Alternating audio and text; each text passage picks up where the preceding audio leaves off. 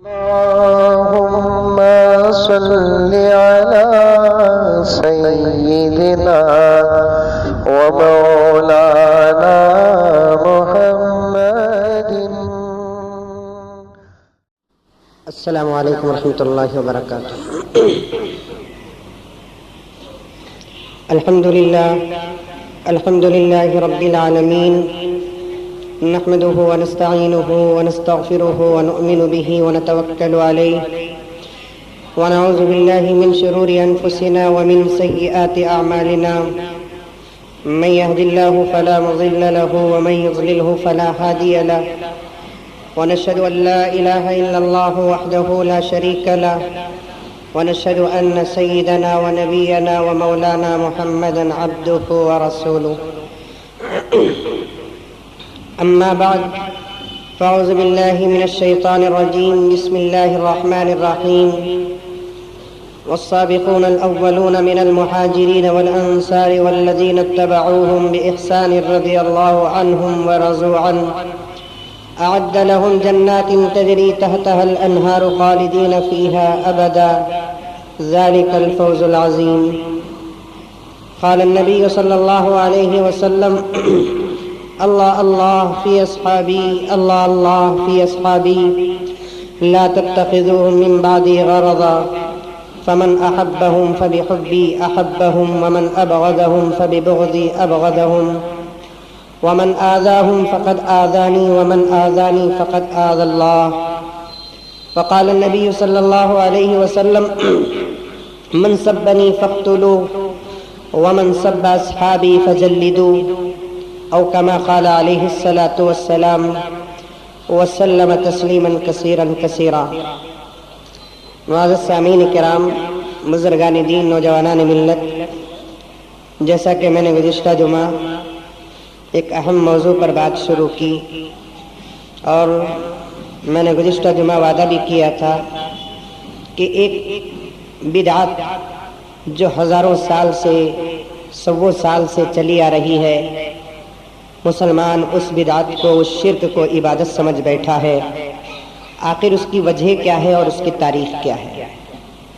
آج کا جو جمعہ ہے، میں بالخصوص میرے نوجوان بھائیوں سے گزارش کرتا ہوں، جتنی توجہ کے ساتھ آپ لوگ سنیں گے انشاءاللہ تعالی مسئلہ اتنا ہی آسانی کے ساتھ سمجھ میں آ جائے گا. ذہن کو میری طرف متوجہ رکھیں اور ہر ایک جملے کو پہلے والے جملے اور بعد والے جملے سے انشاءاللہ تعالی جوڑنے کی پوری کوشش کریں، کیونکہ جب ذہن کام نہیں کرتا تو مسئلہ بھی سمجھ میں نہیں آتا. پوری توجہ کے ساتھ جب کسی بات کو سنیں گے تو انشاءاللہ تعالی حقیقت سامنے آ جائے گی. عزیزان گرامی، اللہ تبارک و تعالی نے مجھے اور آپ کو جو دین دیا ہے وہ کامل دین دیا ہے. یہ دین مکمل تعمیر ہو چکا ہے، مزید اس کے اندر کوئی چیز بنانے کی اجازت نہیں ہے. اسی لیے اللہ کے رسول صلی اللہ علیہ وسلم کے اوصاف میں، صفتوں میں، آپ کے شان میں ایک صفت، آپ کی ایک شان یہ بھی ہے کہ آپ خاتم النبیین ہیں. قرآن کہتا ہے: ما کان محمد ابا احد من رجالکم ولکن رسول اللہ وخاتم النبیین. اے پیغمبر، آپ آخری نبی ہیں، آپ کے بعد کوئی نبی نہیں ہے، آپ کے بعد کوئی رسول نہیں ہے، آپ کے بعد کوئی پیغمبر نہیں ہے. پیغمبر کی ضرورت کب پڑتی ہے؟ جب دین کو مزید کسی چیز کی ضرورت ہوتی ہے. میرے اور آپ کے آقا جناب محمد رسول اللہ صلی اللہ علیہ وسلم سب سے آخری پیغمبر ہے. آپ کے بعد دنیا میں کوئی پیغمبر نہیں آئے گا. آپ کے بعد اگر کوئی خدا نخواستہ پیغمبر ہونے کا دعویٰ کرے گا، اللہ کے رسول صلی اللہ علیہ وسلم نے فرمایا کہ وہ جھوٹا نہیں، سب سے پکا جھوٹا ہے. عربی کا لفظ آتا ہے، عربی میں جھوٹے کو کاذب کہتے ہیں، کاذب جھوٹے کو کہتے ہیں، پکے جھوٹے کو کذاب کہتے ہیں. جو نبوت کا دعویٰ کرتا ہے پیغمبر کے بعد، وہ کاذب نہیں بلکہ کذاب ہے. کذاب کا معنی سب سے پکا جھوٹا، پاورفل جھوٹا ہوتا ہے. اور اللہ کے رسول صلی اللہ علیہ وسلم نے فرمایا، دو آدمی کو کسی صورت سے معاف نہیں کیا جائے گا. ایک وہ آدمی جو اپنے دین سے پھر جاتا ہے، اسلام چھوڑ دیتا ہے، مرتد ہو جاتا ہے، کافر ہو جاتا ہے، یا عیسائی اور یہودی ہو جاتا ہے، دین اسلام کو چھوڑ دیتا ہے، اسے کسی صورت میں معاف نہیں کیا جائے گا، فوراً اسے قتل کر دیا جائے گا۔ دوسرا وہ آدمی جو نبوت کا دعویٰ کرتا ہے اسے بھی فوراً قتل کر دیا جائے گا، کیونکہ اللہ تبارک و تعالیٰ نے میرے اور آپ کے آقا حضرت محمد مصطفیٰ صلی اللہ علیہ وسلم کو سب سے آخری پیغمبر بنا کر بھیجا ہے۔ آپ کے بعد کوئی پیغمبر دنیا کے اندر پیدا نہیں ہوگا۔ اب یہاں ایک سوال پیدا ہوگا، آج کا زمانہ میرے نوجوان بھائیوں کا زمانہ اتنا جہالت کا زمانہ بھی نہیں ہے، تقریریں سنتے سنتے الحمدللہ کچھ نہ کچھ ان کے ذہن میں سوال پیدا یہ ہو جاتا ہے۔ ایک سوال یہاں یہ پیدا ہوتا ہے کہ حضرت عیسیٰ علیہ السلام آئیں گے، وہ بھی تو پیغمبر ہے۔ ابھی مولانا آپ کہہ رہے ہیں کہ حضور اکرم صلی اللہ علیہ وسلم کے بعد کوئی پیغمبر نہیں آئے گا، تو پھر عیسیٰ کیسے آئیں گے؟ جبکہ ہم نے آپ سے بھی سنا ہے اور دوسرے حضرات علماء کرام سے بھی سنا ہے کہ قیامت کے قریب حضرت عیسیٰ علیہ الصلوۃ والتسلیم دنیا کے اندر تشریف لائیں گے۔ 40 سال یا ایک روایت کے اعتبار سے 120 سال حضرت عیسیٰ علیہ السلام دنیا کے اندر رہیں گے، یہودیوں کو قتل کریں گے، تمام عیسائیوں کو کلمہ پڑھائیں گے، صلیب کو توڑیں گے، برے جانور اور سوروں کا خاتمہ کریں گے، شراب کو مٹائیں گے۔ یہ ایسا بہترین زمانہ ہوگا کہ ہر طرف اسلام ہی اسلام ہوگا اور ہر مومن کلمہ گو رہے گا۔ تو پھر حضور کے بعد حضرت عیسیٰ آئیں گے، اس کا جواب حضرات علماء محدثین اور مفسرین نے فرمایا، حضرت عیسیٰ گرچہ کہ اپنے ذات میں پیغمبر تو ضرور ہے، حقیقت میں وہ حضور سے پہلے کے پیغمبر ہیں جو اللہ تبارک و تعالیٰ نے زندہ سلامت زمین سے آسمان میں اٹھا لیا، لیکن قیامت کے قریب جب حضرت عیسیٰ علیہ الصلوۃ والتسلیم تشریف لائیں گے، وہ مستقل پیغمبر بن کر نہیں آئیں گے، میرے پیغمبر کے غلام بن کر آئیں گے، امتی بن کر آئیں گے، آپ کے احکامات کے متبع بن کر آئیں گے۔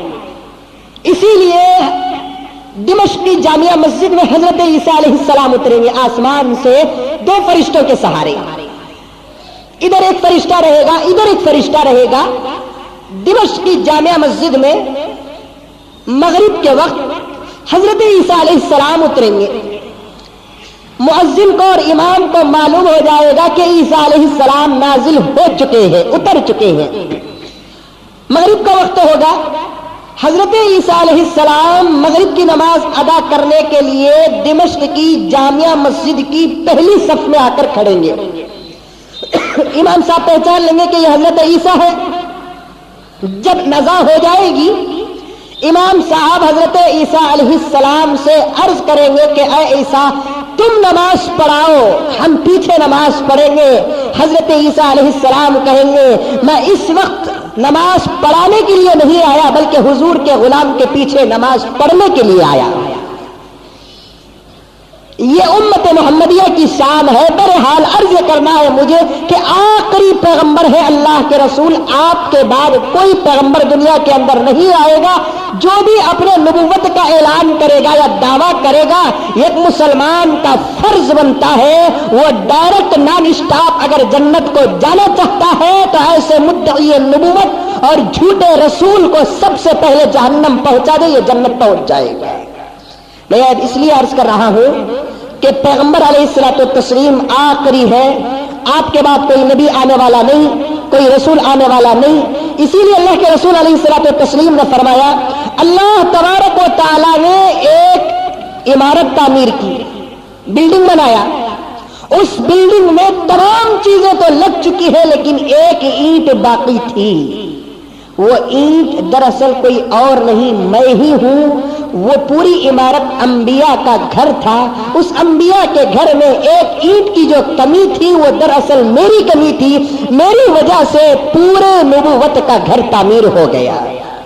اب جیسے پیغمبر آ گئے، پیغمبر کو اللہ تبارک و تعالیٰ نے کتاب دی، اس کتاب بھی آخری کتاب ہے جسے قرآن کہتے ہیں۔ وہ قرآن کے اندر دنیا کے تمام مسائل کا حل ہے، حضور اکرم صلی اللہ علیہ وسلم کی احادیث ہے، اس کے اندر تمام حل ہے۔ میں نے گزشتہ جمعہ بھی عرض کیا تھا کہ اس کے بعد کوئی مولوی، کوئی محدث، کوئی مفسر اپنے طرف سے کوئی نہ دین کا مسئلہ ٹھوس سکتا ہے، نہ کوئی دین کے مسئلے کو نکال سکتا ہے۔ جو بھی دنیا کے اندر کام ہوں گے میری زندگی میں یا آپ کی زندگی میں، تو مجھے اور آپ کو سب سے پہلے یہ سوچنا ہے کہ اس کام کا دین میں کہاں تک تعلق ہے. کیا یہ کام کبھی کسی زمانے میں اللہ کے رسول نے کیا؟ کیا یہ کام کبھی کسی زمانے میں صحابہ نے کیا؟ کیا کبھی یہ کام کسی صحابہ نے زمانے میں حضرات تابعین نے کیا؟ کیا کبھی کسی زمانے میں یہ کام کسی اللہ والے نے کیا؟ اگر کیا ہے تو ضرور کرو، اگر نہیں کیے ہیں تو اس کے کرنے کی قطعاً اجازت نہیں ہے.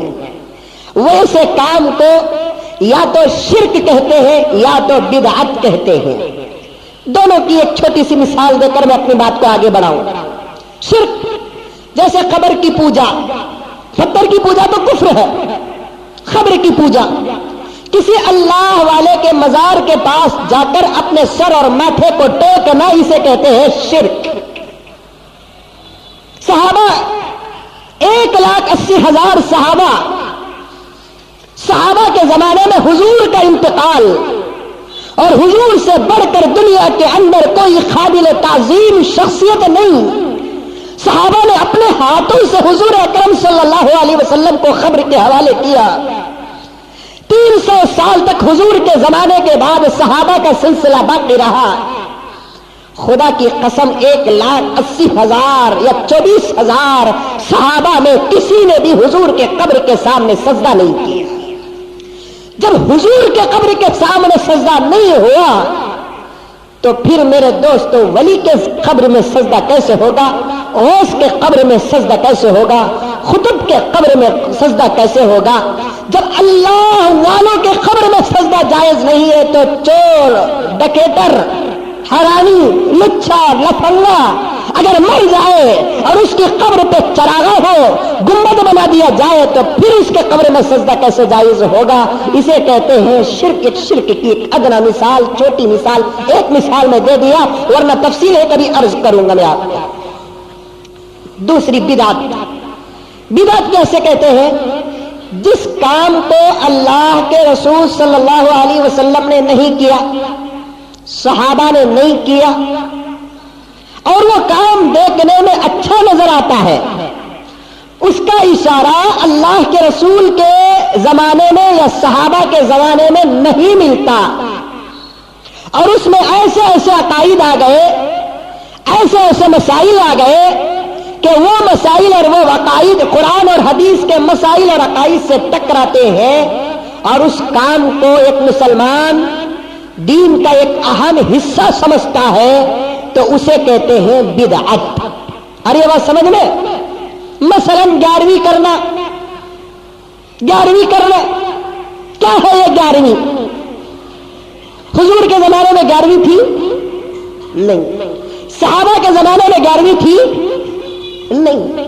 چلیے حضرت ابو حنیفہ رحمۃ اللہ علیہ کے زمانے میں 11ویں تھی نہیں، امام شافعی علیہ الرحمہ کے زمانے میں 11ویں تھی نہیں.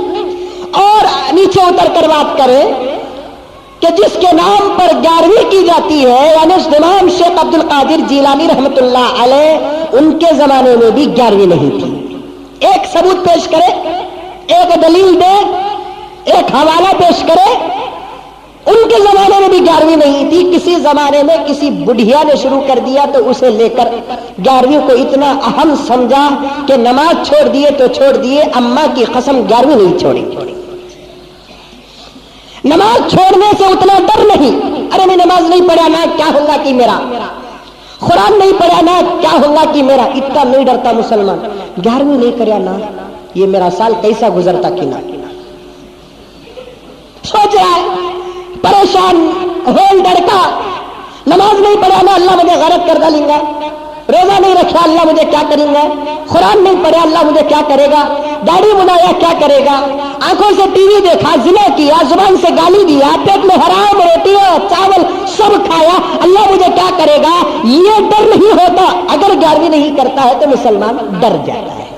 اسے کہتے ہیں بدعت. انہی بدعتوں میں سے ایک کھیر پوری کی فاتحہ.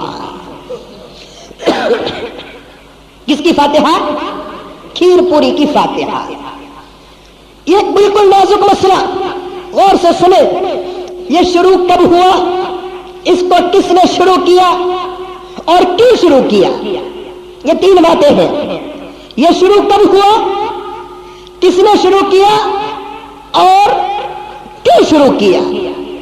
یہ بات سمجھنے کے لیے میں ذرا آپ کو دوسری طرف لے کر جانا چاہتا ہوں. میرے دوستو، اللہ تعالیٰ نے حضرت آدم سے لے کر ہم تک اور ہمارے سے لے کر قیامت تک انسانوں کو پیدا کر کے دنیا کی تمام مخلوقات میں انسان کو سب سے بڑا مرتبہ عطا فرمایا ہے نہیں؟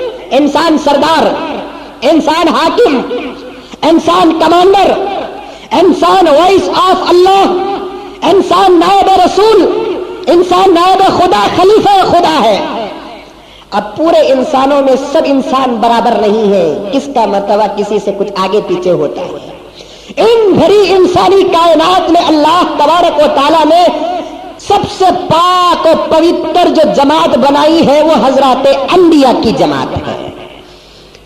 میں نے کئی مرتبہ عرض کر دیا اور اس مرتبہ بھی عرض کرنے کی پوری جرات اور کوشش کروں گا، کوئی اللہ کا بندہ اپنی عبادت کے بل بوتے پر نبی بن ہی نہیں سکتا. رات بھر نماز پڑھے، دن بھر روزہ رکھے، پوری زندگی کسی غیر عورت کو نہیں دیکھا، حرام لقمہ نہیں کھایا، کسی کو تکلیف نہیں دیا، دوسرے کے تکالیف پر صبر کر کے دعائیں دیتا رہا، اتنا متقی پرہیزگار بندہ ولی تو بن سکتا ہے لیکن نبی نہیں بن سکتا. کیوں؟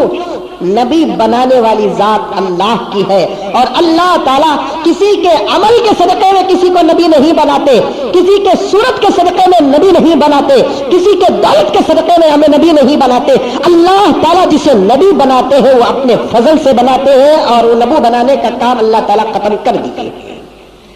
نبیوں کی جماعت کے بعد کس جماعت کا درجہ سب سے زیادہ ہے؟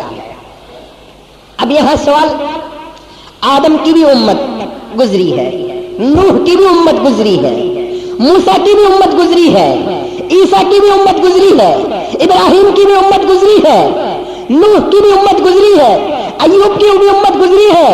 ہر امت میں نیک لوگ گزرے ہیں، اور جتنے لوگ گزرے ہیں ہر نبیوں کے ساتھ اپنا وقت بتایا ہے. کیا حضرت نوح کی امت کا درجہ زیادہ، آدم کی امت کا درجہ زیادہ، عیسیٰ کی امت کا درجہ زیادہ، حضرت موسیٰ کی امت کا درجہ زیادہ؟ نہیں. جیسے تمام نبیوں میں اللہ تبارک و تعالیٰ نے جناب محمد رسول اللہ صلی اللہ علیہ وسلم کے مرتبے کو بڑھایا، اسی طریقے سے تمام نبیوں کی امت میں اللہ تعالیٰ نے حضور کی امت کو بڑا مرتبہ عطا فرمایا. اسی لیے قیامت میں سب سے آگے کی صفوں میں حضور کی امت رہے گی، پیچھے کی صفوں میں دوسرے نبیوں کی امت رہے گی. سب سے آخر میں آئے میں اور آپ، حضور کی امت سب سے آخر میں آئی، لیکن قیامت میں اللہ کے دربار میں جنت میں کہاں کھڑے گی؟ پہلے کی صفوں میں. مسجد میں مسلمان کہاں کھڑتا ہے؟ پیچھے کی صف میں، ہے نہیں؟ یہ عمر فاروق کی الحمدللہ شان ہے کہ نیچے کی پوری صفیں ہاؤس فل ہو جاتی ہے، لیکن اکثر مساجد ایسے ہیں کہ ایک مسلمان جہاں تک ہو سکے کیا کوشش کرتا ہے کہ میں پیچھے کھڑوں، جبکہ اللہ فرماتا ہے تو پیچھے والا نہیں تو آگے والا ہے. تجھے پیچھے کھڑا کرنے کے لیے پیدا نہیں کیا گیا، تجھے تو آگے کھڑا کرنے کے لیے پیدا کیا گیا ہے. تو دنیا میں بھی آگے ہے، حشر کے میدان میں بھی آگے ہے، جنت میں بھی تو آگے رہے گا. اس لیے میرے بندے تو میرے گھر میں آگے کھڑنے کی کوشش کر، کبھی پیچھے کھڑنے کی کوشش نہ کر. دوست آج سے یہ عہد کر لو، خدا کی قسم ہم ہر نماز کو پہلی صف میں پڑھنے کی کوشش کریں گے. نیت کر کے گھر سے نکلو کہ میں پہلی صف میں نماز پڑھوں، لیکن پہنچتے پہنچتے پہلی صف اگر فل ہو گئی، دوسری صف میں جگہ ملی یا تیسری صف میں جگہ ملی، خدا کی شان رحیمی اتنی بڑی ہے کہ تمہاری نیت کے بل بوتے پر تم پیچھے بھی کھڑو گے تو پہلی صف کا ثواب ملے گا. تم پیچھے بھی کھڑو گے تو پہلی صف کا ثواب ملے گا. تو تمام نبیوں میں اللہ تبارک و تعالیٰ نے حضور کی امت کا مقام بتایا. اب حضور کی امت میں بھی ہوں، آپ بھی ہے، ابو بکر بھی ہے، عمر بھی ہے، عثمان بھی ہے، شیخ عبد القادر جیلانی بھی ہے، ابو حنیفہ بھی ہے، سب بھی ہے. اب کس کا درجہ زیادہ؟ تو حضور اکرم صلی اللہ علیہ وسلم سے ہم پوچھیں گے یا رسول اللہ آپ کی امت میں سب سے زیادہ درجہ کس کا ہے؟ تو اللہ کے رسول صلی اللہ علیہ وسلم ارشاد فرمائیں گے ساری کائنات میں اللہ تبارک و تعالیٰ نے مجھے چنا، اختارنی، مجھے چنا اور میرے لیے میرے صحابہ کو سنا. واختار علی اصحابی، میرے لیے میرے صحابہ کو چنا ہے. حضور کی خاص جماعت صحابہ. صحابہ کا مقابلہ دنیا کی کوئی شخصیت کر نہیں سکتی. حضور نے صاف الفاظ میں فرمایا، مسلم کی روایت ہے، तिरमिजी की रिवायत है, मिशकात में भी ये रिवायत पाई जाती है। हुजूर सल्लल्लाहु अलैहि वसल्लम खुद फरमाते हैं, सहाबा की इबादत और तुम्हारी इबादत में फर्क ये है कि तुम अगर ओहद के बराबर भी सदका करोगे, ओहद का मैदान, ओहद का पहाड़ मदीना मुनव्वरा का सबसे बड़ा पहाड़ है। हुजूर ने फरमाया कि मैं ओहद से मोहब्बत करता हूं और ओहद मुझसे मोहब्बत करता है। इसीलिए अल्लाह के रसूल सल्लल्लाहु अलैहि वसल्लम ने फरमाया, मक्के और मदीने के तमाम पहाड़ों को चीर कर रास्ता बनाया जाएगा, खुदा वहदहू ला शरीक की कसम ओहद के पहाड़ को चीर कर रास्ता नहीं बनाया जाएगा, इसलिए कि ओहद मुझसे मोहब्बत करता है, मैं ओहद से मोहब्बत करता हूं। यहां तक कि एक रिवायत में आता है, हुजूर जहां जहां चलते थे ओहद का पहाड़ भी वैसे वैसे करीब आता था। एक मरतबा अल्लाह के रसूल सल्लल्लाहु अलैहि वसल्लम किबले की तरफ जा रहे थे, ओहद का पहाड़ पीछे था, पीछे एक सहाबी थे, हुजूर सामने थे। हुजूर जैसे जैसे आगे बढ़ रहे हैं पहाड़ भी आगे आगे हो रहा था। सहाबी थे, इंसान थे, पीछे पलट कर देख रहे हैं कि पहाड़ आ रहा है। फौरन अल्लाह के रसूल सल्लल्लाहु अलैहि वसल्लम से अर्ज किया, या रसूल अल्लाह पहाड़ भी आ रहा है। तो अल्लाह के रसूल ने फरमाया, ऐ मेरे लाडले, अगर तू पहाड़ को आता हुआ न देखता तो वो मेरे खबर तक आ जाता, मेरे खबर तक आ जाता। पहाड़ हुजूर से मोहब्बत करे और हुजूर से करीब हो जाए, और आज का मुसलमान हुजूर से नफरत करे और हुजूर से दूर हो जाए, फैसला तुम्हारे हाथ में है। सुप्रीम कोर्ट जाने की जरूरत नहीं है, हाई कोर्ट जाने की जरूरत नहीं है, लोअर कोर्ट जाने की जरूरत नहीं है। फैसला तुम करो कि वो पहाड़ बेहतर है या हम बेहतर है। पहाड़ बेजान, कई पहाड़ को सवाल नहीं होगा कि तू दाढ़ी क्यों नहीं रखा, कई पहाड़ को सवाल नहीं होगा कि तू नमाज क्यों नहीं पढ़ा, कई पहाड़ को सवाल नहीं होगा कि तू जिहाद को क्यों नहीं गया, कई पहाड़ को सवाल नहीं होगा कि तू गुनाह क्यों किया, बल्कि पहाड़ बेजान है, बिल्कुल बिल्कुल पत्थर है, जमूद है, वो जमादात में ताल्लुक रखता है। वो पहाड़ हुजूर से मोहब्बत करके करीब हो सकता है। हम तो उलमाए मोहम्मद है, हम तो हुजूर से मोहब्बत करके करीब नहीं हो सकते। आज हमारा अमल ऐसा है कि हम पहाड़ों से भी बदतर हो चुके हैं, बल्कि हकीकत में मुझसे पूछो तो हम जानवरों से भी बदतर हो चुके हैं। हुजूर अकरम सल्लल्लाहु अलैहि वसल्लम फरमाते हैं, कोई आदमी ओहद के बराबर पहाड़, बहुत बड़ा पहाड़ है, अल्लाह ताला जिन लोगों को देखने का मौका दिया है और देखने की मौका अता फरमाए, जिनको अभी तक देखने का मौका नहीं मिला है, मैं पूरे दिल की गहराइयों से कहता हूं, दुआ करता हूं कि मौला मौत से पहले हर एक को मक्का और मदीने की जियारत अता फरमा। बहुत बड़ा पहाड़। अल्लाह के रसूल ने फरमाया, अगर कोई आदमी ओहद के बराबर सोना खर्च करे अल्लाह के रास्ते में, क्या सोना, पहाड़ के बराबर सोना गरीबों को तकसीम करे, हुजूर फरमाते हैं, खुदा की कसम मेरे सहाबी ने एक मुट्ठी गेहूं जो अल्लाह के रास्ते में दिया, पहाड़ बराबर सोना भी मेरे सहाबी के मुट्ठी गेहूं का मुकाबला नहीं कर सकता है। पहाड़ बराबर सोना मेरे सहाबी के मुट्ठी भर गेहूं के सदके का मुकाबला कर नहीं सकता। और आगे सुनो, सहाबा किसे कहते हैं, सहाबा की अजमत क्या है।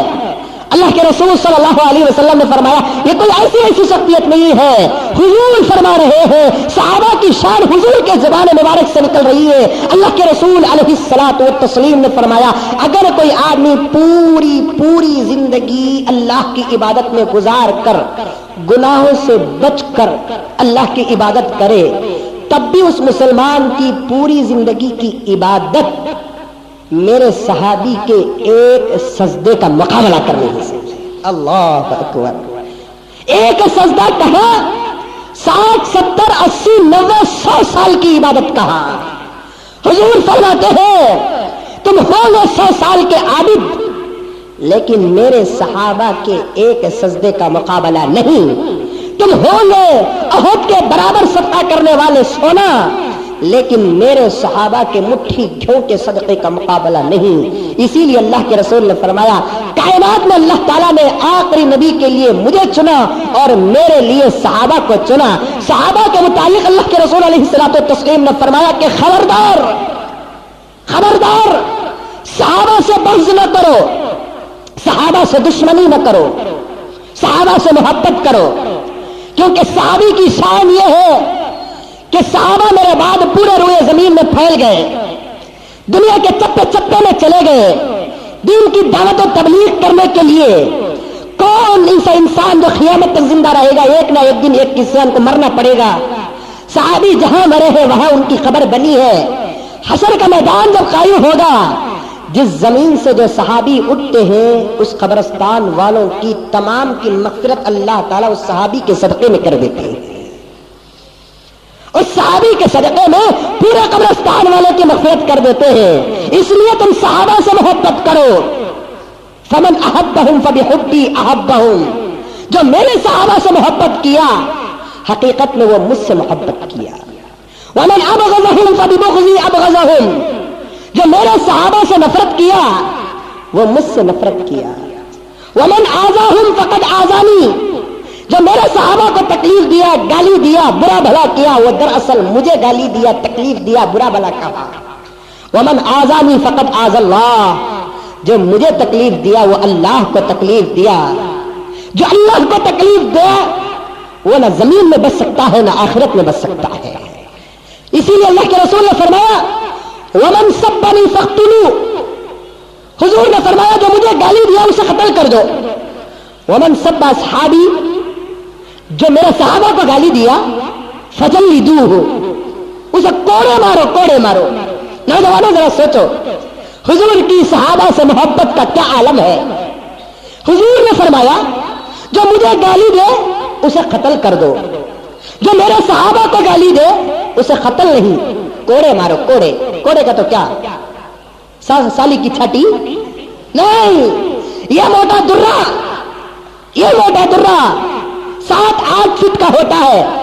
اس زمانے میں زانیوں کو مارا جاتا تھا، بہتان تراش لوگوں کو مارا جاتا ہے، شرابیوں کو مارا جاتا تھا. زانیوں کو 100 کوڑے ماریں گے، شرابیوں کو 80 کوڑے ماریں گے، تہمت اور بہتان لگانے والوں کو 80 کوڑے ماریں گے. لیکن صحابہ کو گالی دینے والوں کے لیے گنتی کی حد نہیں ہے، موت تک مارتے رہو، مارو خوب مارو. اس حدیث کی تشریح میں حضرت محدثین فرماتے ہیں اللہ کے رسول کی محبت اس حدیث میں نظر آتی ہے. حضور نے فرمایا جو میرے صحابہ کو گالی دے، جو مجھے گالی دے اسے قتل کر دو، جو میرے صحابہ کو گالی دیتا ہے اسے کوڑے مارو. کیوں اسے کوڑے ماریں گے، اسے قتل کریں گے؟ اس میں بھی موت اس میں بھی موت، اس میں بھی مرتا ہے انسان اس میں بھی مرتا ہے انسان، لیکن اس میں کوڑے ماریں گے اس میں قتل کیوں کریں گے؟ اللہ کے رسول صلی اللہ علیہ وسلم یہ بتانا چاہتے ہیں کہ قتل کرو گے تو 2 منٹ میں تکلیف ختم ہو جائے گی، موت کے گھاٹ اتر جائے گا. لیکن میرے صحابہ کو گالی دینے والا اتنی آسانی سے موت تک بھی نہیں پہنچے گا. اتنا مارو کہ اتنا مارو، موت کو مانگتا رہے گا لیکن موت بھی اس کی جولی میں نہ پڑے گی.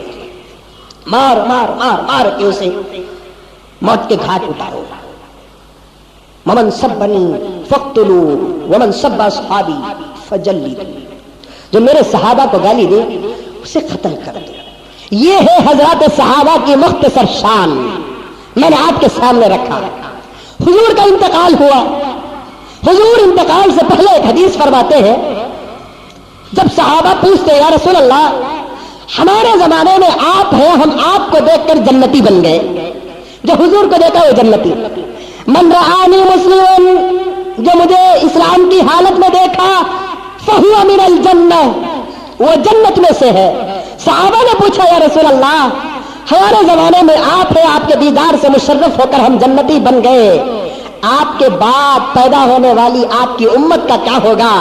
صحابہ کو حضور نے فرمایا فکر کرنے کی ضرورت نہیں ہے، میرے بعد پیدا ہونے والی جماعت کو کہہ دو جو میرے صحابہ کو دیکھے گا وہ بھی جنتی ہو جائے گا. ومن رآ من رآنی، جو مجھے دیکھا اسے دیکھنے والا بھی جنتی بن گیا. حضور کو دیکھنے والا بھی جنتی، صحابہ کو دیکھنے والا بھی جنتی. یہ پورے صحابہ کی مجموعی تعریف. حضور صلی اللہ علیہ وسلم نے فرمایا پورے صحابہ میں اللہ تعالیٰ نے ایک خاص جماعت بنایا جس کو اصحاب بدر کہتے ہیں. اسلام کی پہلی جنگ جسے بدر کہتے ہیں، جو رمضان کے مہینے میں کافروں سے ہوئی، جس میں 313 مسلمان حضور کے ساتھ جا کر کافروں سے مقابلہ کرتے. کافروں کی جماعت 1200 کی تھی، حضور صلی اللہ علیہ وسلم کی جماعت 313 تھی. رمضان کا مہینہ تھا، صحابہ روزے کی حالت میں تھے، پیٹ میں پتھر باندھے ہوئے تھے، سحر بھی برابر نہیں ہوا تھا، افطار کے لیے بہترین انتظام بھی نہیں تھا، تپتی ہوئی دھوپ تھی. حضور کے عاشقوں نے حضور کی محبت کا ثبوت دیتے ہوئے ہم گنہگاروں تک اسلام کو قسم دے کر کہتا ہوں جب بھی تم ان 313 سے ملاقات کرو تو ادب اور عزت کے ساتھ ملاقات کرو، کیونکہ اللہ تعالیٰ ان کو جب دیکھتا ہے تو مسکراتا ہے۔ 313 اصحاب بدر، صحابی بدریین کا بہت بڑا درجہ ہے، اسی لیے حضرت مولانا شاہ اشرف علی تھانوی رحمۃ اللہ علیہ، اللہ تعالیٰ حضرت تھانوی کی قبر کو نور سے منور فرمائے۔ تھانوی فرماتے ہیں اگر کوئی آدمی دعا میں یہ کہہ دے کہ اے اللہ میری اس دعا کو اصحاب بدر کے صدقے میں قبول فرما، اللہ تبارک و تعالیٰ اس کی دعا کو 100% قبول فرما لیتا ہے۔ حضرت تھانوی فرماتے ہیں جو آدمی اپنے گھر کے اندر ان 313 صحابہ کے نام نامی اس میں گرامی کا کٹ آؤٹ لگا کر رکھتا ہے، اللہ تبارک و تعالیٰ اس گھر کے اندر کبھی مصیبت کو نازل نہیں فرماتے۔ تھانوی فرماتے ہیں جو آدمی ان 313 صحابہ کے نام کو یاد کر لیتا ہے کبھی اس کا دل گناہوں کی وجہ سے کالا نہیں ہوگا۔ آج 10-10 15 ہیرو کے نام یاد ہے، صحابہ میں سے 15 صحابہ کے نام خود مسلمان کو یاد کیا ہے۔ لا حول ولا قوت الا باللہ۔ 1,24,000 صحابہ میں ذرہ اونچا درجہ کس کا؟ اصحاب بدر کا، 313 صحابہ کا۔ ان 313 صحابہ میں بھی کچھ اسپیشل کیٹیگری تھی جن کو عشرہ مبشرہ کہا جاتا ہے۔ جن کو کیا کہا جاتا ہے؟ عشرہ مبشرہ۔ عربی میں عشرہ کہتے ہیں 10 کو 10 مبشرہ کسے کہتے ہیں؟ وہ 10 خوش قسمت لوگ جن کو موت سے پہلے جنت کی بشارت مل گئی ہو۔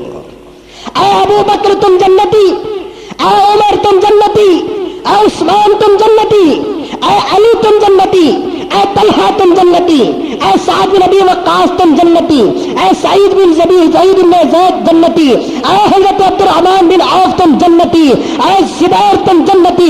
یہ 10,000 صحابہ رضوان اللہ تعالی علیہم اجمعین ہیں جن کو موت سے پہلے جنت کی بشارت ملی ہے۔ حضور نے فرمایا ان 10 صحابہ کو کھڑا کر کے تم دنیا میں جو چاہے کرو، اللہ تعالیٰ نے تمہارے لیے جنت کو لکھ دیا۔ اگر وہ بشارت مجھے ملتی تو میں کیا ہوتا، وہ بشارت آپ کو ملتی تو کیا ہوتا؟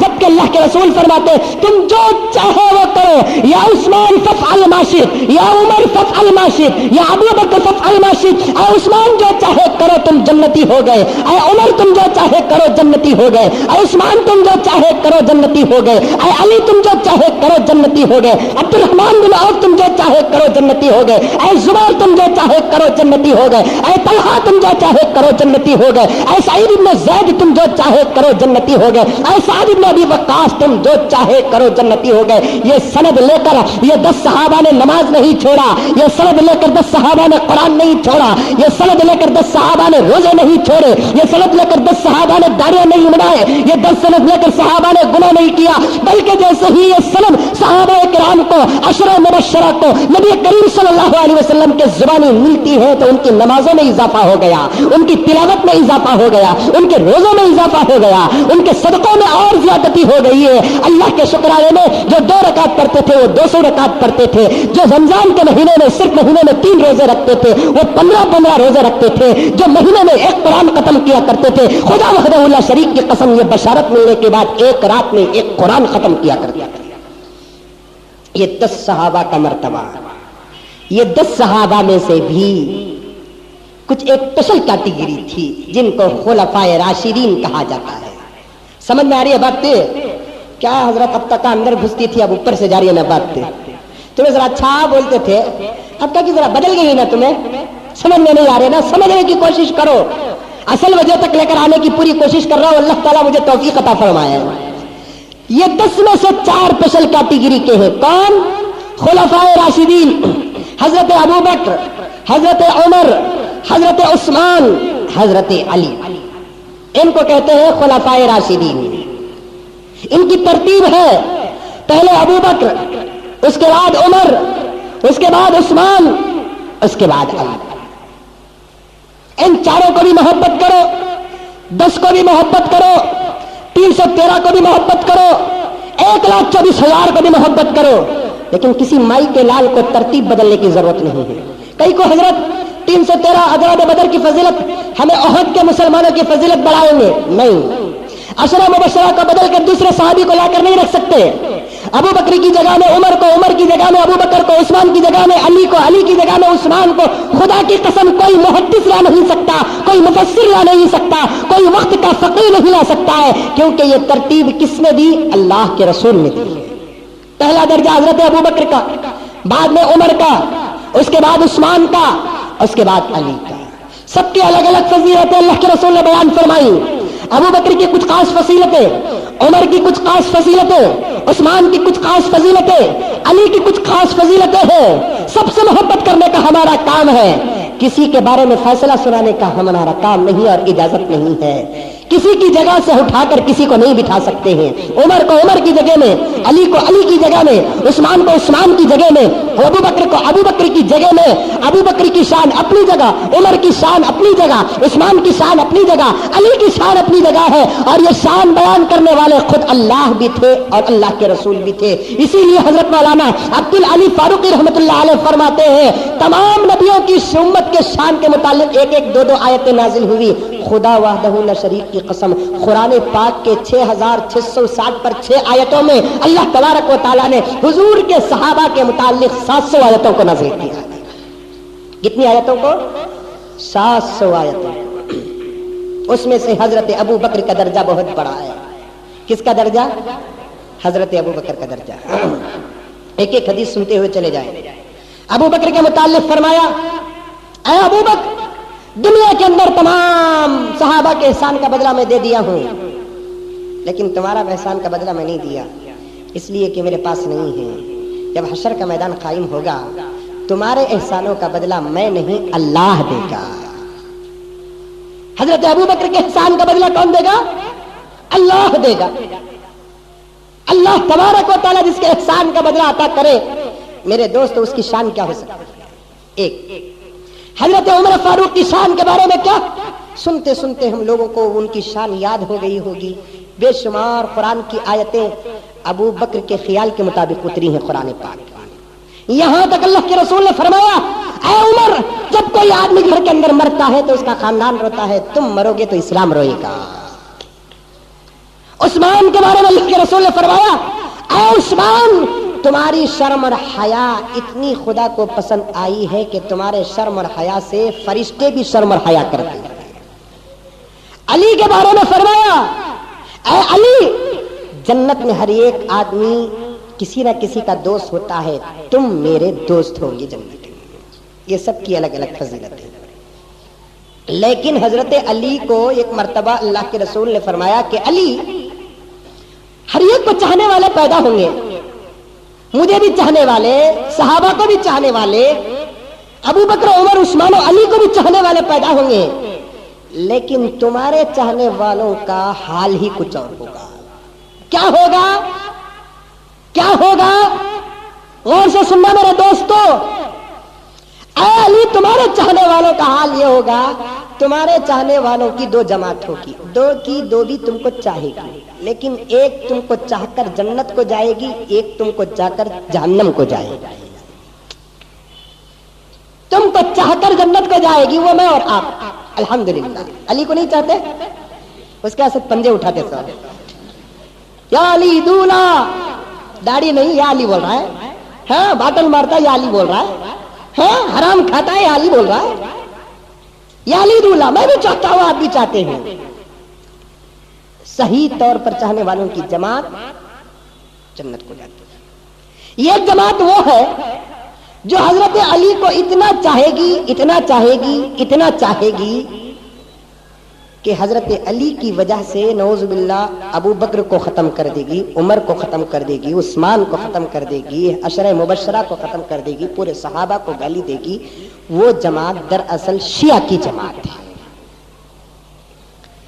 शिया की जमात हजरत अली को मोहब्बत करने वाली थी। वो हकीकत में मोहब्बत नहीं करती थी। दरअसल हुजूर के इंतकाल के बाद जब खिलाफत अबू बकर को मिली, अमीर मुसलमानों के खलीफा अबू बकर बनाए गए, तो कुछ लोगों को पेट का दर्द शुरू हुआ। उसमें से एक यहूदी था जिसका नाम अब्दुल्ला इब्ने सबा। क्या नाम उसका? अब्दुल्ला इब्ने सबा। وہ اندر اندر اندر اندر اندر اندر اندر میٹنگ کرتا تھا، دیکھو دیکھو خلافت ابو بکر چھنا لیے، دراصل یہ خلافت علی کو ملنا تھا، اندر اندر گروپ بناتا تھا، خلافت ابو بکر چھنا لیے، علی چچیرے بھائی بھی، علی داماد بھی، علی حضور اکرم صلی اللہ علیہ وسلم کے جنت کے رفیق بھی، یہ تینوں شان رہنے کے باوجود ابو بکر نے علی کو خلافت نہیں دی۔ اس لیے عبداللہ ابن سبا یہودیوں کو بلا کر، کچھ بے وقوف مسلمانوں کو بلا کر ایک جماعت بنا لیا اور اس جماعت کا نام شیعہ رکھا۔ اس جماعت کا نام کیا رکھا؟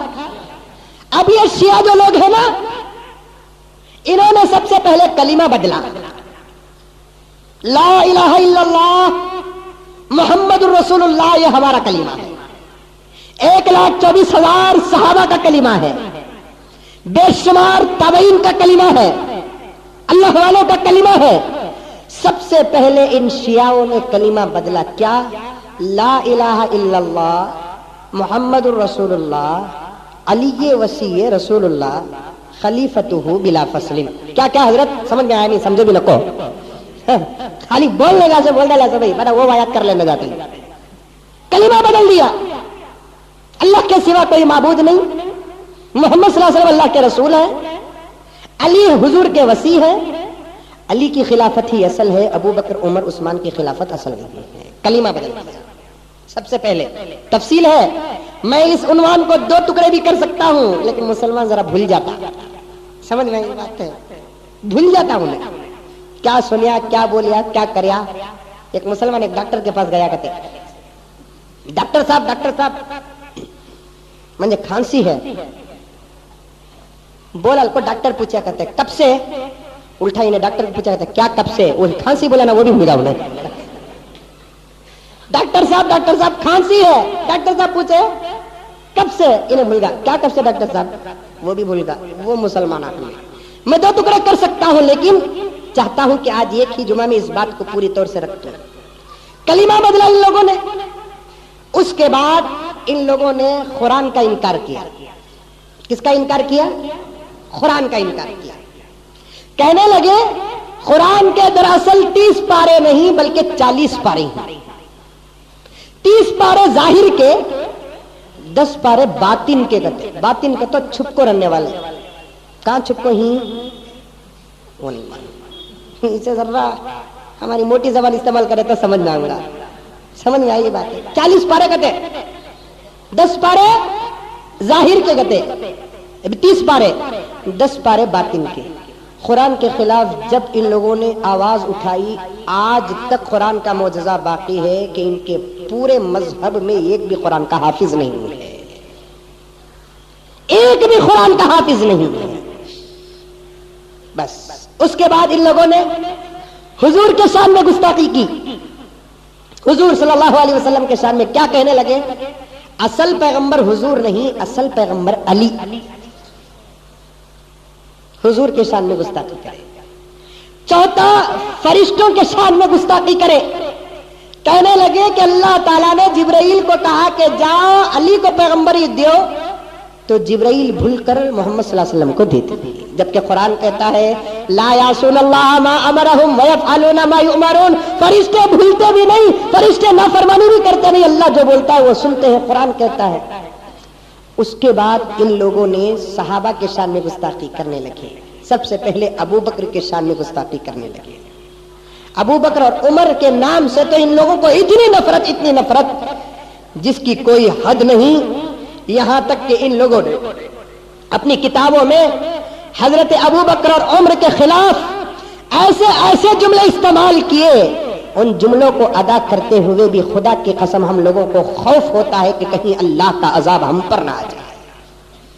ان لوگوں کے عقیدے میں ایک عقیدہ یہ، ابو بکر اور عمر کے مزار کے پاس اگر کوئی آدمی تھوکتا ہے تو وہ جنتی بن جاتا ہے۔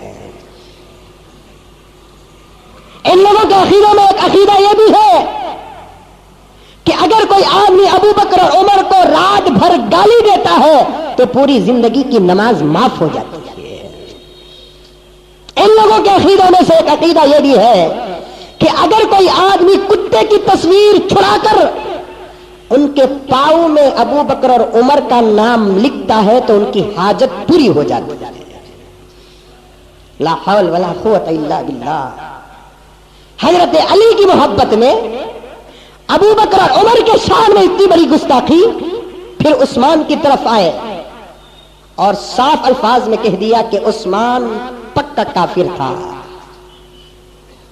اب سوال یہ پیدا ہوتا ہے نعوذ باللہ من ذالک، اگر عثمان کافر تھے تو حضور نے اپنی 2 بیٹیوں کے ساتھ عثمان کا نکاح کیوں کیے؟ یہاں تک حضرت عثمان غنی رضی اللہ تعالیٰ عنہ کی دوسری بیوی جو حضور کی دوسری بیٹی تھی انتقال ہوتا ہے. اللہ کے رسول علیہ الصلوۃ والتسلیم فرماتے ہیں عثمان اللہ سے اور بیوی مانگو، میرے پاس اور بیٹی نہیں، اگر میری اور 40 بیٹیاں ہوتی تو تم کو میں 40 بیٹیوں کے ساتھ نکاح کر کے رکھ دیتا. وہ عثمان کو یہ لوگ کافر کہتے ہیں. نعوذ باللہ من ذالک. یہاں تک ایک کتاب میں ان لوگوں نے لکھا ہے ابو بکر عمر کی شان میں گستاخی کی ہے. قیامت کے قریب حضرت امام مہدی تشریف لائیں گے، ہمارا بھی عقیدہ ہے. وہ سیدھے مکے کو جائیں گے، طواف کریں گے، مدینے میں حضور کی زیارت کے لیے آئیں گے. ان لوگوں کا عقیدہ بتا رہا ہوں میں آپ کو. جب حضور کی زیارت کے لیے آئیں گے تو مدینے والوں سے وہ پوچھیں گے یہ کون ہے؟ مدینے والے کہیں گے کہ یہ حضور کی مزار ہے. پھر بازو جو 2 صحابہ کی جلیل القدر حضرات شیخین کی مزار ہے اس کی طرف امام مہدی اشارہ کر کے پوچھیں گے ان کے عقیدے کے موافق یہ کون؟ تو مدینے والے کہیں گے کہ یہ عمر، یہ ابو بکر. ان لوگوں کو یہاں کیوں دفن کیا گیا؟ تو مدینے والے کہیں گے کتے بولے تو سمجھ جائیں گا سو، نہیں تو یہ بھی واقعہ سمجھ جائیں گے بعد میں. نہیں انہوں دونوں حضور کے سسرے تھے، اس کے واسطے دفن کریں. امام مہدی کیا کریں گے؟ دونوں کو خبر سے نکالیں گے زندہ. کتاب میں لکھ کر ہے، میں آج صبح کو مطالعہ کر کے آیا ہوں. دونوں کو خبر سے نکالیں گے اور دونوں کے کپڑے نکالیں گے. بولیں گے کہ اے ابو بکر عمر، اگر تم خلافت علی کو دے دیتے تو دنیا میں زنا نہ ہوتا، تم خلافت علی کو دے دیتے تو دنیا میں شراب نہ ہوتی، تم خلافت علی کو دے دیتے تو دنیا کے اندر چوری اور ڈکیتی نہ ہوتی.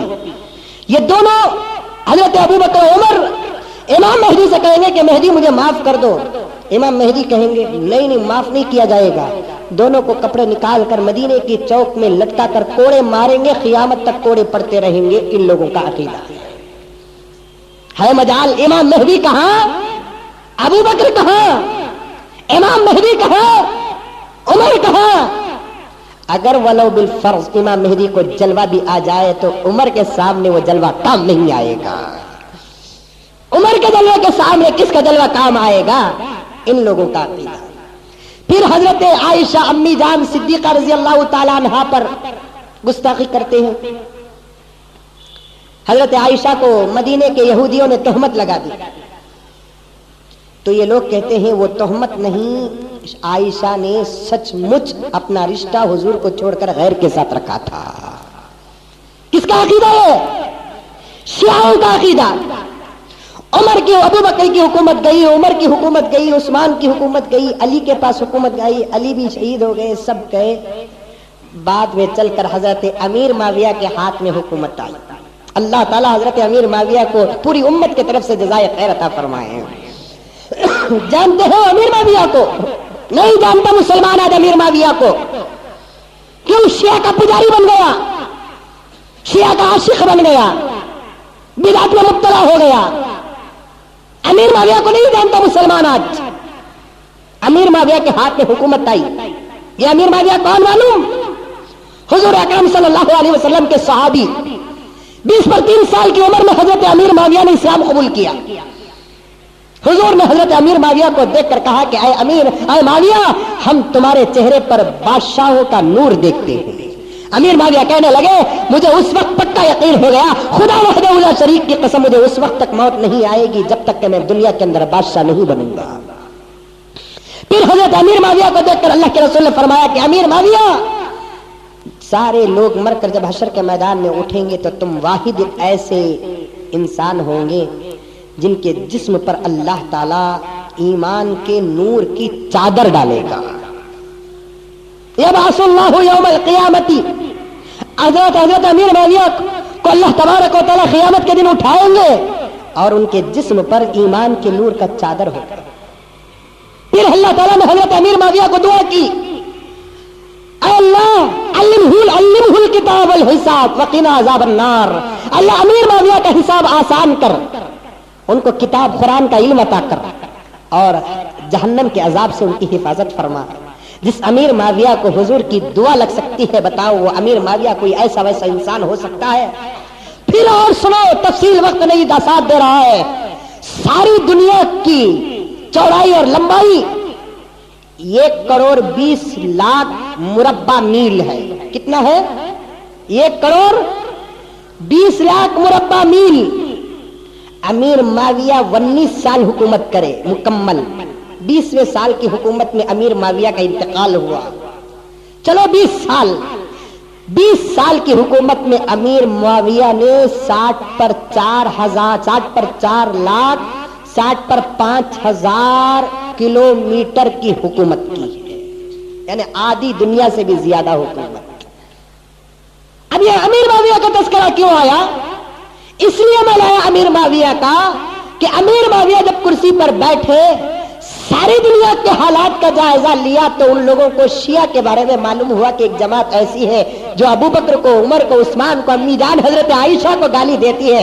हजरत अमीर माविया ने ऐलान लिख दिया कि जहां कहीं भी तुमको शिया मिले उसे वही कत्ल कर डालो। सुनो मुसलमानों, फातिहा बोले तो थिएटर को भी चल जाना है। फातिहा बोले शराब के दुकान को चले जाएगा। सुन कान खोल के, इंसान है तू जानवर नहीं, मुझे माफ फरमा, इंसान है तू कुत्ता नहीं जो हर चीज खा ले और सूंघ ले।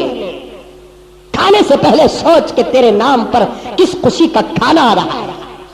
ये अमीर माविया जिसने आधी दुनिया से ज्यादा हुकूमत की और हुजूर का सबसे बड़ा पक्का आशिक है, तो क्या पीता है? पानी पीता है। अमीर माविया भी पानी पीते थे। अमीर माविया के पानी में और तेरे पानी में जमीन आसमान का फर्क है कि साल में एक मरतबा कूफे से अमीर माविया सीधे मदीने मुनव्वरा को आते, हजरत आयशा के दरवाजे के पास ऐसे बैठ जाते, कोई नमाज पढ़ने वाला जुज़दान बैठता है, बैठकर दरवाजा खिटखिटाते, अंदर से आवाज आती, कौन? तो अमीर माविया उम्र में बड़े थे लेकिन हजरत आयशा को कहते कि अम्मी तेरा बेटा माविया आया है, अम्मी तेरा बेटा माविया आया है। वो माँ है, उम्र में छोटी हो तो क्या, ये जिस्मानी माँ नहीं रूहानी माँ थी। पूछती कि बोलो बेटे क्या बात है? अम्मी पता चला है कि तुम्हारे पास हुजूर का छुप्पा है। हाँ बेटे मेरे पास हुजूर का छुप्पा है। अम्मी 2 सेकेंड के लिए दे दो, मैं आंखों से लगाकर मुंह से चूमना चाहता हूँ। अम्मी जान पर्दे से वो छुप्पा हुजूर का देती है। अमीर माविया छुप्पा लेकर घंटों रोते, मेरे आका का छुप्पा है, ये मेरे आका का छुप्पा है। आंखों से लगाते, होठों से बोसा देते, फिर अम्मी से पूछते कि अम्मी इजाजत हो तो एक बगीट पानी में ये झुब्बा डुबो कर निकाल लूं? अम्मी कहती है हाँ बेटा निकाल ले। अमीर माविया वो झुब्बा बगीट में डालते और निचोड़ कर फिर हजरत अम्मी जान आयशा को देते। वो पानी को बड़ी हिफाजत करके 2000 किलोमीटर का सफर तय करके कूफे को जाते और रोजाना वो पानी को अपने गिलास में खतरे मिला मिला कर तबर्रुकन पीते थे। अमीर माविया कहते खुदा की कसम 60 साल की मुझे उम्र मिली, 20 पर 3 साल की उम्र में मैंने इस्लाम कबूल किया, 19 साल की मुझे खिलाफत मिली है। 19 साल में सिवाय हुजूर के झुब्बे वाले पानी के अलावा मैं कोई दूसरा पानी इस्तेमाल नहीं किया। ये आशिक रसूल अमीर माविया। फिर सुनो, अमीर माविया को पता चला हजरत काब इब्ने ज़हीर के पास हुजूर का एक झुब्बा है, चादर है। हजरत काब इब्ने ज़हीर को बुलाते हैं, बादशाह ने बुलाकर कहते लगते काब पता चला कि तुम्हारे पास हुजूर का झुब्बा है। हजरत काब ने कहा कि हाँ अमीरुल मोमिनीन मेरे पास हुजूर का झुब्बा है। तो हजरत अमीर माविया ने कहा काब एक काम करो कि मेरे पास 60 पर 4 लाख किलोमीटर की हुकूमत है, आधी दुनिया की हुकूमत है। एक काम करो काब ये झुब्बा मुझे देकर ये हुकूमत तुम ले लो। अल्लाह یہ جھبا مجھے دے کر یہ حکومت مجھے لے لو. حضرت کعب نے کہا امیر المؤمنین حضور کے جھبے کی قیمت صرف آدھی دنیا ہے. حضرت امیر معاویہ نے کہا میرے پاس تو صرف اتنا ہے. تو بعد میں حضرت امیر معاویہ کو اس جھبے میں سے آدھا جھبا نکال کر دیتے ہیں, آدھا جھبا کاٹ کر امیر معاویہ کو دیتے ہیں. امیر معاویہ نے اپنے بیٹے سے کہا یزید سے کہ بیٹے میں مر جاؤں تو میرے کفن میں حضور کے جھبے کا کپڑا ضرور رکھ دینا. پھر سنو, ایک مرتبہ امیر معاویہ کو معلوم ہوا کہ کوفے سے 9000 کلومیٹر کے فاصلے پر ایک صحابی رہتے ہیں جن کا چہرہ حضور صلی اللہ علیہ وسلم کے چہرے سے ملتا جلتا ہے. تو 9000 کلومیٹر کا سفر کر کے اس گاؤں کو جا کر, اس صحابی کا نام بھی عمر تھا, ان سے ملاقات کرتے ہیں, ان کا چہرہ دیکھتے ہیں, ان کی پیشانی کو چومتے ہیں, پھر واپس آتے ہیں صرف اس لیے کہ ان کا چہرہ حضور سے ملتا جلتا ہے. وہ حضور کے بھی عاشق, قرآن کے بھی حافظ, اللہ کے رسول کے دعاؤں کا مظہر, ابو بکر عمر عثمان کے عاشق تھے. جب ان کو معلوم ہوا کہ ایک جماعت صحابہ کو گالیاں دیتی ہے, صاف آرڈر دے دیا کہ جہاں کہیں شیعہ ملتے ہیں قتل کر دو, پوچھنا گیچنا نہیں, فوراً اڑا دلو. پھٹافٹ پھٹافٹ پھٹافٹ اڑتے گئے, شیعہ ڈر گئے. عبداللہ ابن سبا بھی بھاگ گیا. تقریباً 10 سال تک شیعہ کا خاتمہ ہوتے رہا. ہر ایک کو ایک نہ ایک دن مرنا ہے. مرنا ہے کہ نہیں مرنا؟ امیر معاویہ کو بھی مرنا ہے. 22 رجب کو, رجب کا مہینہ تھا, 22 تاریخ تھی, 60 ہجری تھی, جمعرات کا دن تھا. امیر معاویہ کا انتقال ہو گیا. جیسے ہی رجب کے 22 تاریخ کو جمعرات کے دن امیر معاویہ کا انتقال ہوا تو امیر معاویہ کے انتقال کی خوشی پر شیعہ لوگوں نے میٹھا اور روٹی بنا کر بانٹنا شروع کیا تھا. یہ ہے کھیر پوری. یہ کوئی بغیر صفے کی بات نہیں کر رہا ہوں میں. تعارف مذاہب شیعہ جس میں حضرت مولانا عبدالعلی فاروقی رحمت اللہ علیہ باقاعدہ پورے سند کے ساتھ لکھتے ہیں کھیر پوری اور کونڈے کی جو فاتحہ جو شروع ہوئی دراصل اس کو یہودیوں نے شیعہ کو سکھایا تھا, اور شیعہ نے حضرت امیر معاویہ کی موت کی خوشی پر یہ پوری اور یہ میٹھا پکا کر اس پر فاتحہ پڑھ کر لوگوں کو تقسیم کرنا شروع کیا. چلتے چلتے یہ شیعہ کا عقیدہ مسلمانوں پہ آ گیا, اور مسلمان بھی نہ سمجھا ہے نہ پڑھا ہے, نہ اسے قرآن معلوم نہ حدیث معلوم نہ اسے دلیل معلوم. شیعوں کے عقیدے پر ملتا جلتا عقیدہ آج پکا سنی مسلمان ہو کر اپنے گھر میں امیر معاویہ کے موت کا ماتم منانے کے بجائے امیر معاویہ کی موت کی خوشی مناتا ہے, اور جا کر وہ پوری اور وہ میٹھا کھاتا ہے. آج مزمل عمر فاروق کے منبر پہ بیٹھ کر کہتا ہے کھیر پوری کا کھانا کتے اور سور کے گوشت کھانے سے بھی زیادہ بدتر ہے, اس لیے کہ وہ کھیر پوری کی روٹی اور میٹھا جو ہے امیر معاویہ کی موت کی خوشی پر منایا جاتا ہے, صحابہ رسول کی موت کی خوشی پر منایا جاتا ہے, عاشق رسول کی موت کی خوشی پر منایا جاتا ہے, خادم قرآن کی موت کی خوشی پر منایا جاتا ہے. اور آج مسلمان اس کو عقیدہ سمجھ کر جا کر کھاتا ہے. وہ بھی عقیدے کیسے عقیدے پیدا ہو گئے, وہ افطار میں وہ عقیدے نہیں, وہ سحری پہ وہ عقیدے نہیں, وہ حج پہ وہ عقیدے نہیں, مدینے کے کھجور پہ وہ عقیدے نہیں. جتنے عقیدے کے آج میں سمجھتا ہوں مشرکوں کے گھروں میں وہ عقیدے نہیں پلتے, ہندوؤں کے گھروں میں وہ عقیدے نہیں پلتے, یہودی اور عیسائیوں کے گھروں میں وہ عقیدے نہیں پلتے جتنے عقیدے کے آج مسلمانوں کے گھروں میں پلتے ہیں. پرسوں ہمارے ماموں آئے تھے, موز لے لگاؤ بولے, موز لینے کا واسطے. موز مسلمان رات کو کھاتا ہے نہیں موز, اصل میں موز رات کو نہیں کھانا, صبح کو کھانا. لقمان حکیم نے کہا صبح کو موز کی قیمت سننے کے برابر ہو جائے تو کھا لو, دوپہر کو موز کی قیمت چاندی کے برابر ہو جائے تو کھا لو, رات کو فری دیا تو بھی کھاؤ لو کو. یہ کون بولے؟ لقمان حکیم. ہمیں رات کو کھاتے سو موزہ, ایک گلاس دودھ کی 2 پیلے موزہ کہتے ہیں کہ ہری موزہ کھاؤ نہیں سردی آ جاتی کہتے ہیں. سردی کو ڈرنے والا مسلمان اسلام کی حفاظت کرتا. تو موز لینے گیا, موز جیسے ہی لینے گیا تو وہ کب بھی موز ڈبل آ جاتا, معلوم ڈبل موز آتا. انہیں توڑ کو دیا, میں بھی پیپر میں میں کیا سمجھ گیا, انہیں بھول کو ایکسٹرا ایک ڈلا کی بول کو سمجھا. میں کھول کو دیکھا تو صحیح میں ڈبل ماؤس تھا. ارے ڈبل ماؤس کی خیر ڈبل ماؤس دیکھے سوچتا خیر کیا پرواہ نہیں, چھوڑو بھی کہتا. انہیں دکان والا کیا سوچا, یہ مولوی صاحب کیا بھی عقیدہ نہیں مانتے, ان کو بیچ کو تو بھی پیسے لے لیں گے بول کر. اس کے بیپار میں اللہ کا بندہ بڈھا جو تھا نا ٹانگ اڑا گیا. مولانا ڈبل موز کیا انہیں, میں کھول کو دیکھا تو ڈبل موز تھا. مولانا کھانا کو ڈبل موز, مرد بنے کھانا نہیں ڈبل موز کا ہے. میں بولا کہ بھی مرد بنے ڈبل موز کھانا نہیں کی تو کون سا مرد بنے ڈبل موز کھائے تو ڈبل بچے پیدا ہو جاتے ہیں. اب تک مجھے سنگل بچہ بھی پیدا ہوا نہیں ہے, ڈبل بچہ کہاں پیدا ہوں گا, بچے تو عورت کو پیدا ہوتے. ڈبل موز کھائے تو ڈبل بچے بولے تو سنگل موز کھانے والے کو ہول سیل میں بچے رہنا کہ نہیں رہنا. کیسے کیسے عقیدے ہیں دیکھو مسلمانوں کے گھروں کے اندر. جس مسلمان کو خدا پہ بھروسہ تھا, جس مسلمان کو قرآن پہ بھروسہ تھا, جس مسلمان کو فاتحہ کے فضیلت پر بھروسہ تھا, جس مسلمان کو معوذتین کے فضیلت اور تاثیر پہ بھروسہ تھا, آج وہ مسلمان ڈبل موز سے ڈر گیا.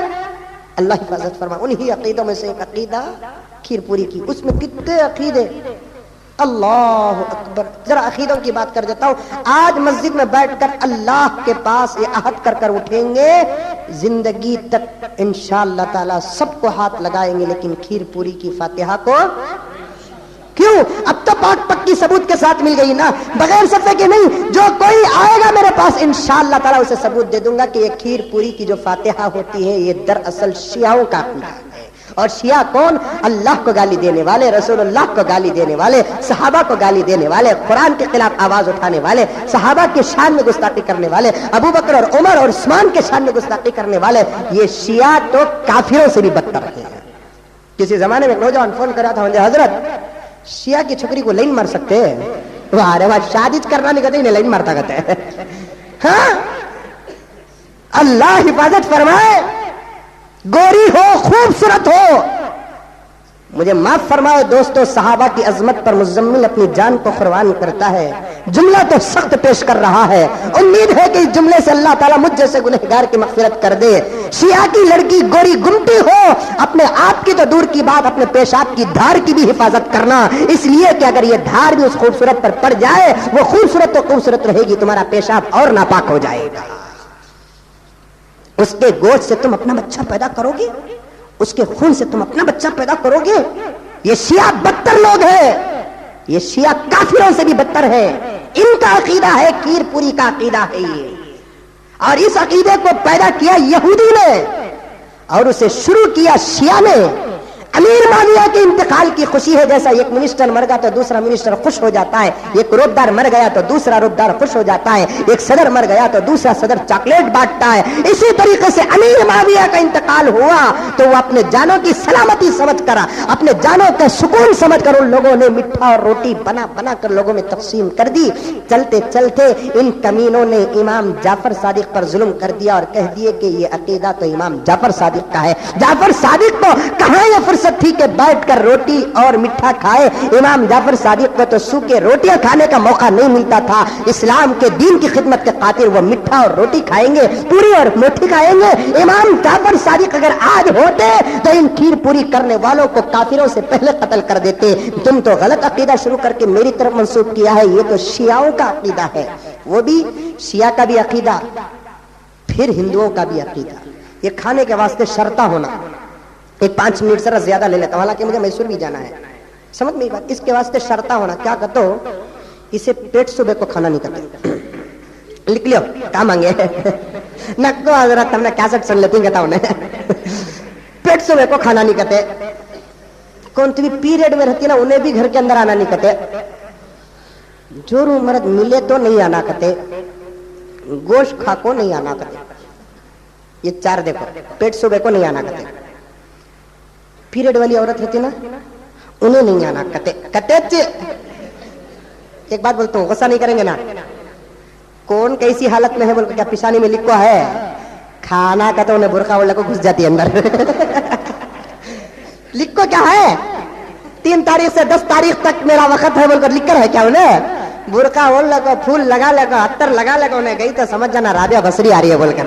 سمجھ نہیں, کیا معلوم ہوتا. پیٹ صبح کو نہیں آنا, پیریڈ والی یا نہیں آنا. اس کے بعد کیا بولے تو جو مرد ملتے ہی دیکھو, انہوں بھی نہیں آنا کہتے. اس کے بعد گوشت کھا کو نہیں آنا کہتے. باٹل مار کو آ سکتے, چورا کو ڈوبا کو آ سکتے. گوشت گائیں کیا بھی کریا، بکرا کیا کریا، ہمیں اچھے انہیں اچھا، وہ گوشت کھا کو نہیں آنا، اچھی بات ہے۔ یہ عقیدہ کس کا؟